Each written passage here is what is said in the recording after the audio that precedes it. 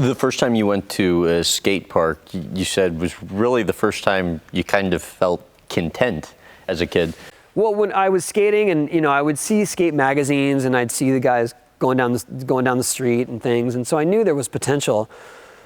But when I went to the skate park the first time, I literally saw guys flying out of empty swimming pools, and I thought, that's what I want to do. I want to fly like that. I want to learn whatever they're doing right there. That's what I want to do, and I took every step towards doing that.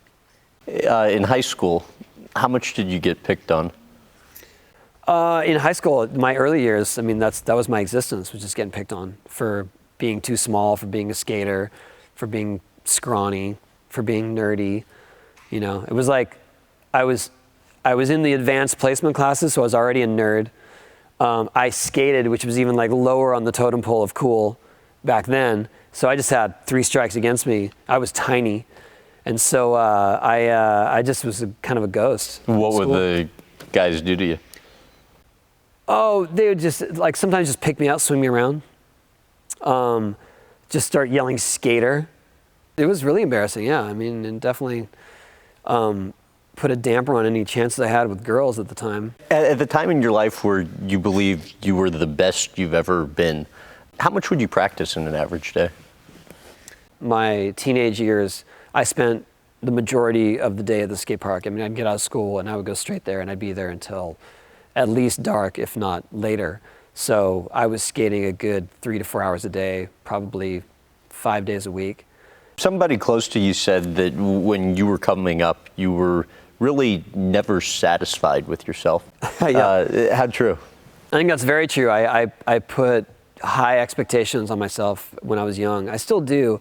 And if I didn't meet those expectations, I was always disappointed.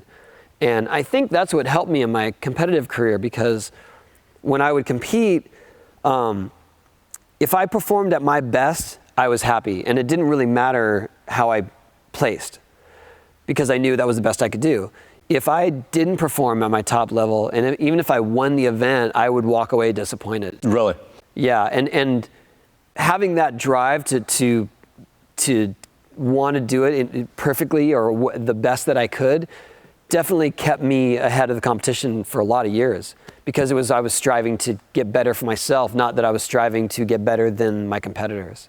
How much would you obsess almost over that's all I would think that about. That's all. If there was something I really wanted to do, it consumed my mind. And if it was something that I was not successful at, then I would be probably just frustrated through the day, like someone who didn't get their cup of coffee or whatever it was. It was always nagging at me, and it would a lot of plans would fall by the wayside because I had to get back out there and skate and try it.